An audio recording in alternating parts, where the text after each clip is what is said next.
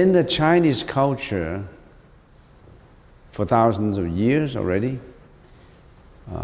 since the beginning of the introduction of Prajnaparamita, monks and nuns and laymen, they all memorize this sutra.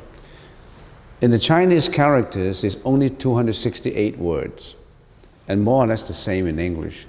So maybe we all should commit it into memory, because this sutra, according to many commentaries and antidotes and many, many writings of enlightened monks, whenever they have impurities in their mind, whenever they have an overwhelming amount of mental afflictions, whenever they encounter what we call, quote unquote, outside devils or ghosts of spirits, they close their eyes and immediately recite this mantra, and the devils, mental afflictions will slowly, gradually disappear. And this has been very effective. In Chinese language it is. In the English language it's the same, because language should not be a barrier. That it doesn't mean that in the Chinese language it should be committed to memory, in the English language it's not. It's the mind, because when you're memorizing, when you are reciting this, your mind changes instantly. So we really should commit it to memory. Say when you have something that you are, maybe you are overwhelmed with sorrow, you're overwhelmed with sadness, or there's something that you don't know what to do, you are in a dilemma, and you always commit it to memory. It may instantly arouse your wisdom inside to resolve your problem. Commit it to memory. I commit it to memory, the Chinese part, and I'm absorbing the English part, and I'm also committing to memory. Okay, let's get back to it now. Prajnaparamita Hridaya Sutra, we already explained the title, and now we start with the first sentence. Avalokitesvara Bodhisattva. That's the name of a Bodhisattva. Now, first of all, what is the meaning of Avalokitesvara? Avalokitesvara is the specific name. Bodhisattva is a common name. For example, specific names relate to your John, your Jeanette, your Jack, you got specific names. But you also have a common name, men, women, or students, teachers. So Avalokitesvara is specific. How specific? What's the meaning of Avalokitesvara Bodhisattva? Let's get to it. Avalokitesvara has two meanings.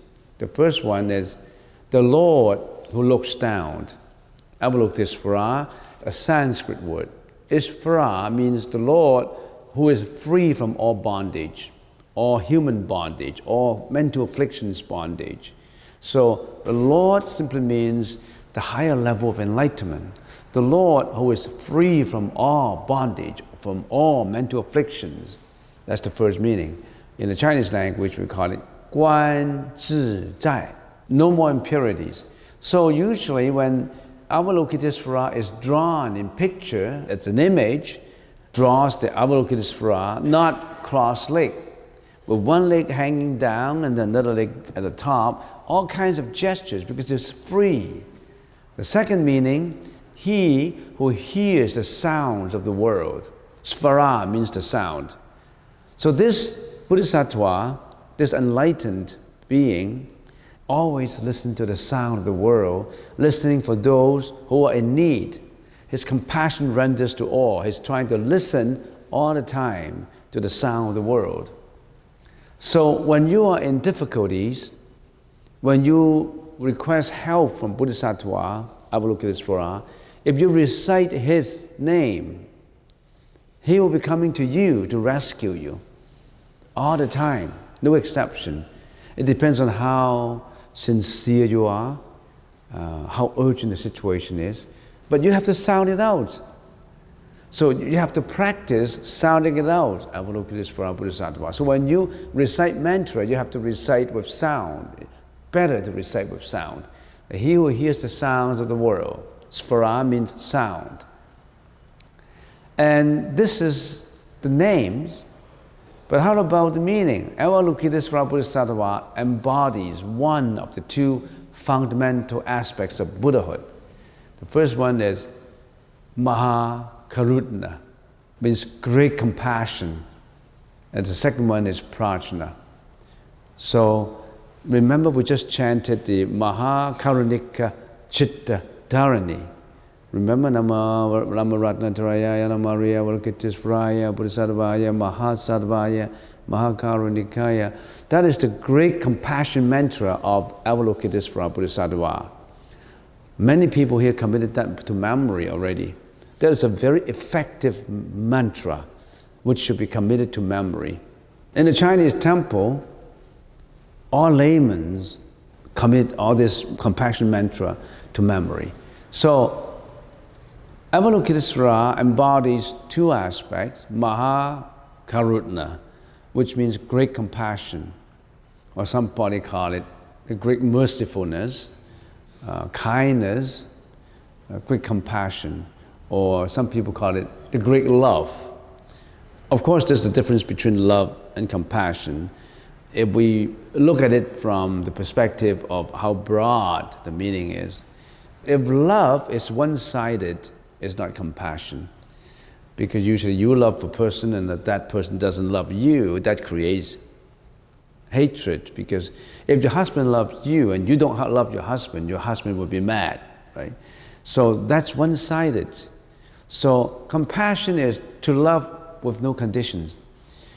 Avalokitesvara love to render compassion without differentiating whether, oh, you are my relative, you are my friends, that's the reason why I love you more than the other. So compassion or Maha Karuna means unconditional love.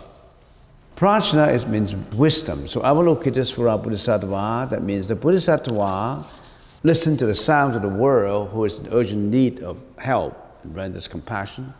It also means the Bodhisattva who is already free from all bondage. So that's the specific name. But how about the common name, Bodhisattva? We are all novice Bodhisattva, you and I. When we say novice, that means we dedicate ourselves. We vow that we would like to learn from the Buddha, to learn to be compassionate, to learn to render our help to all needy people. We vow to walk the path of spiritual odyssey, spiritual enlightenment. When we make that vow, we are a novice, a beginner in the path of Bodhisattva. So you are a Bodhisattva if you already make that vow of practicing great compassion, practicing wisdom. You are already a Bodhisattva. But the Bodhisattva has so many levels. You and I, we are beginners in the Bodhisattva. So usually in temple, we address someone, if we don't know him or her, we say, Bodhisattva, can you help me to take these things to the Buddha, to the altar table? Or Bodhisattva, can you help me this? Or can you do something? They refer to each other as the Bodhisattva. That is a very respectful name for people who practice Buddhahood. So Bodhisattva. So what is the meaning of Bodhisattva? Translated into Chinese is Pusa, which is a sound translation, Pusa, Bodhisattva. And Bodhisattva means enlightened being. You and I, we are in the process, in pursuit of enlightenment. When we have achieved enlightenment, we are the Buddha. Complete enlightenment, we are called a Buddha. So Buddhi, that means understanding and awakening. So Sattva is being, the being who is always in search of enlightenment, in search of the highest wisdom of understanding and wisdom. That is enlightened being. A being who seeks Buddhahood through the systematic practice of the perfect virtues, the paramita, but renounces complete entry into nirvana until all beings are saved. So if you are practicing Bodhisattva, you won't think that, oh, I want to be the Buddha. When I become the Buddha, I'm free from all bondage, I'm free and I don't have any more suffering. That is not enough for Bodhisattva. The Bodhisattva always think about, I want to achieve enlightenment and Buddhahood. But if my understanding reaches higher and higher and higher and almost get into nirvana, I won't get into nirvana. I will always come back to the world to save. If the homeland is the most beautiful land, heaven, somebody call it heaven, the homeland, the most beautiful land, I won't return to my beautiful homeland until no one is suffering. Until hell is all empty, I wouldn't leave this world. That is the vow of Siddhikapa Bodhisattva. Siddhikapa Bodhisattva make the vow that I won't enter into nirvana until there is no one single victim in hell. He will wait and wait and wait until all beings are enlightened, until hell is all empty, no more hell. He will wait to save until there's no more hell. There's no more hell below us. Remember that song? Imagine there's no hell. Imagine there's no heaven. Imagine there's no religion.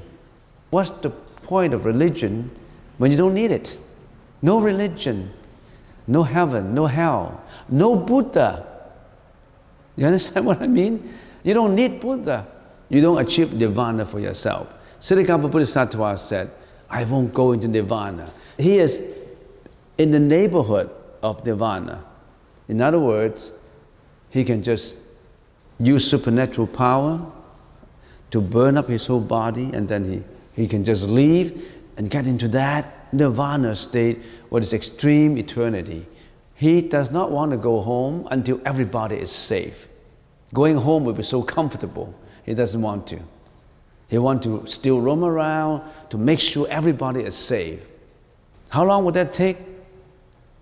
Countless number of years.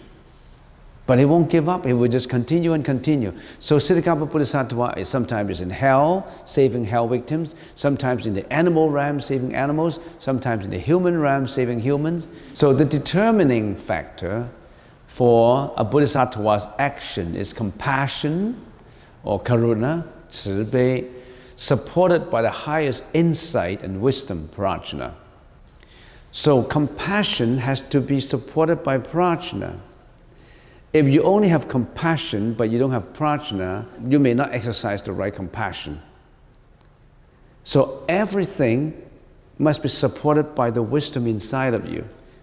You're so kind, your kindness is very, very high level. But if you have no wisdom, you could have exercised, could have rendered the wrong kindness. You're walking in front of a liquor store, and there's a man coming up to you. Oh, can you spare me $1?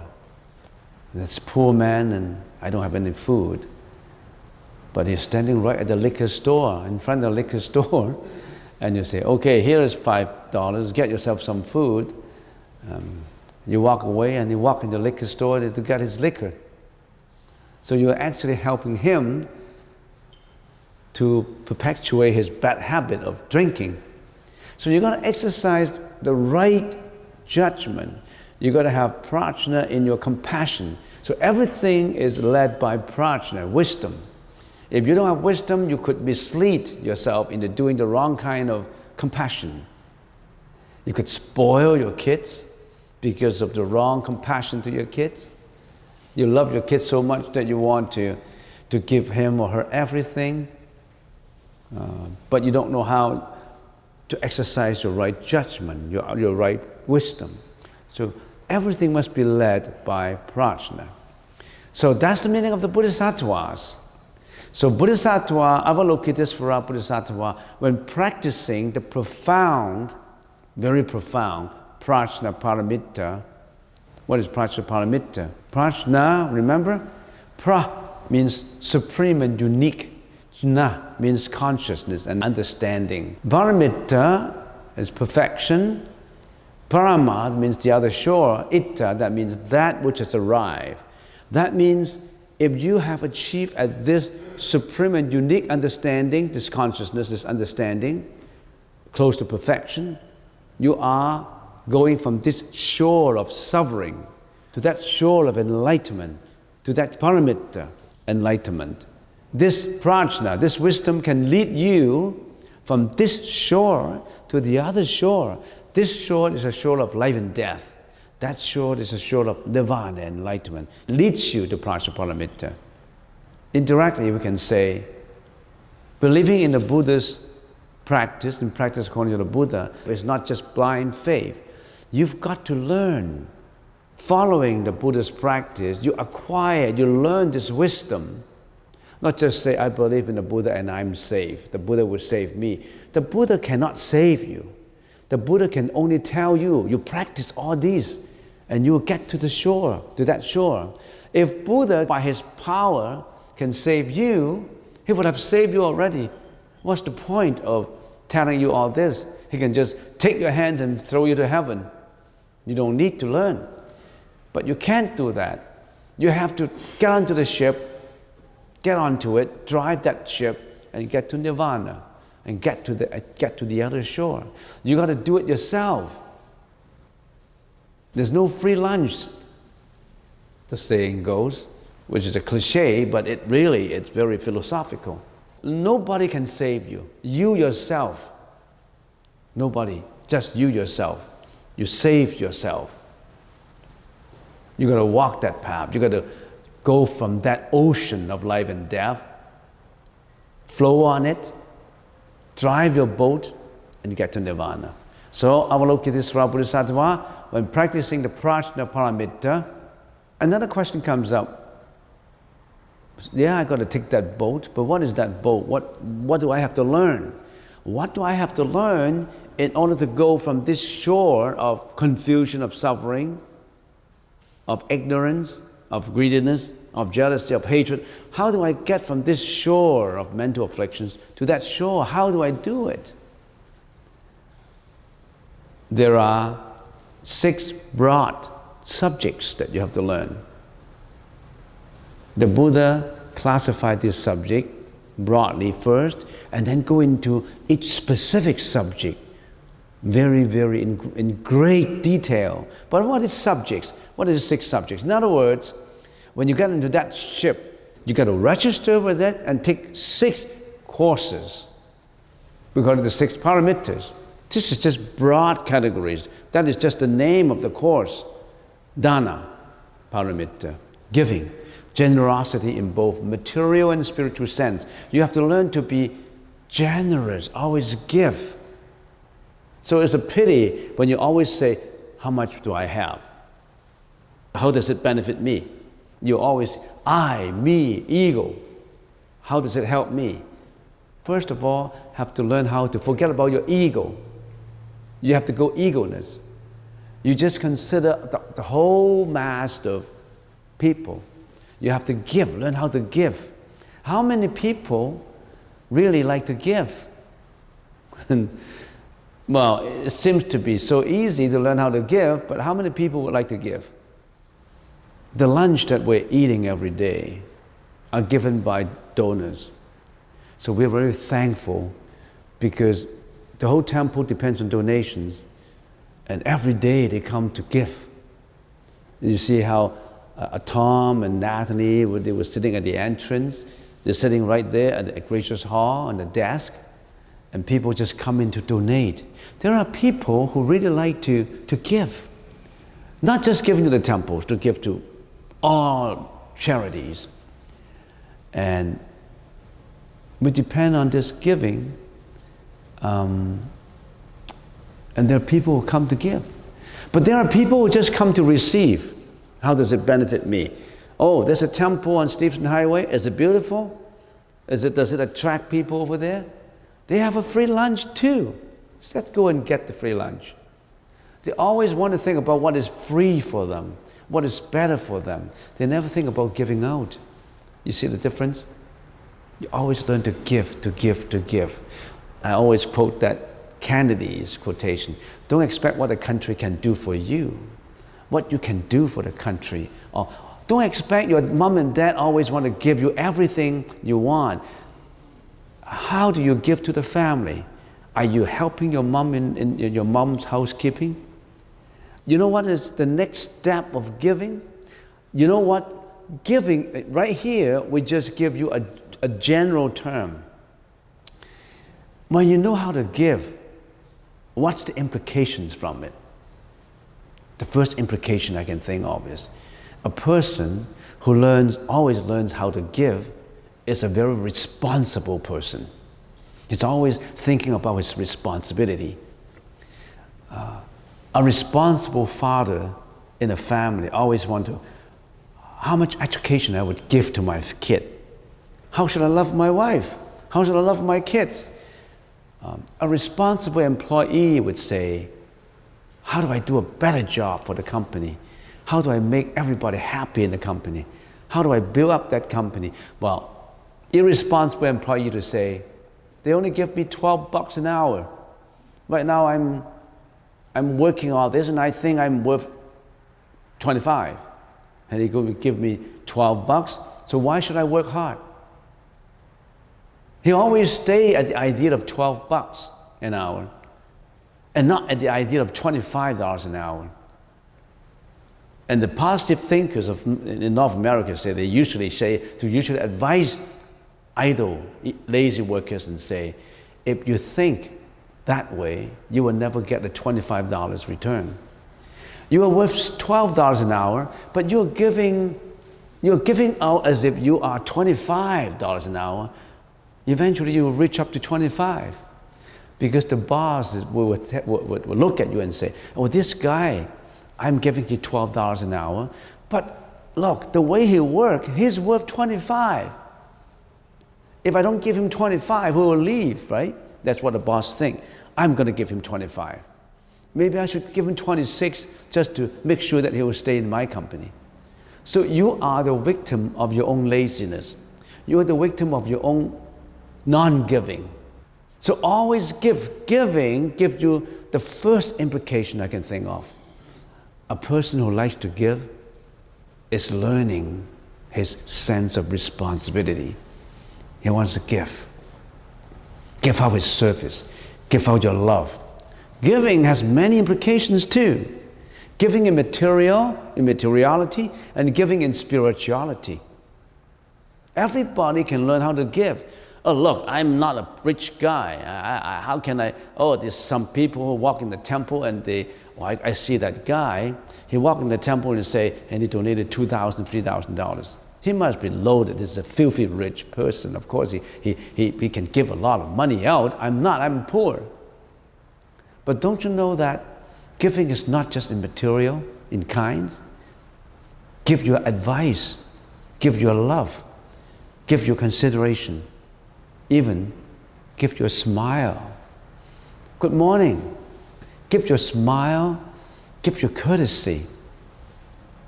Give your sense of cooperation. Give your sense of coordination. Give your sense of caringness.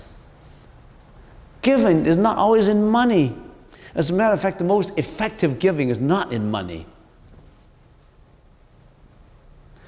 Well, we can talk about giving for hours, but right now I'm just introducing you a course, and that course is called Generosity and Giving.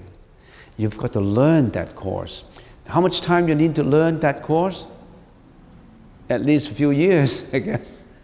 It's not that easy. Oh, I learned how to give. Oh, how to give? What's the point of giving? You got to learn all that. I'm giving you just a course outline of this ship. If you register with that ship to go to that nirvana, shore of nirvana, you got to register with all these 6 courses. And the syllabus in each course is so abundant. I haven't gotten into that yet. Let me introduce you to all the 6 courses before we leave, okay? The Sila parameters is ethics, discipline. You have to learn the ethics, the discipline, how to discipline yourself. Discipline is not to discipline others. Discipline is to discipline yourself. You don't say, hey, Jack, how come you're doing that? In the temple, you should do this. Discipline is not to discipline others.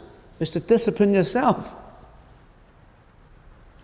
So how do we learn this Sila? There's a lot in Sila.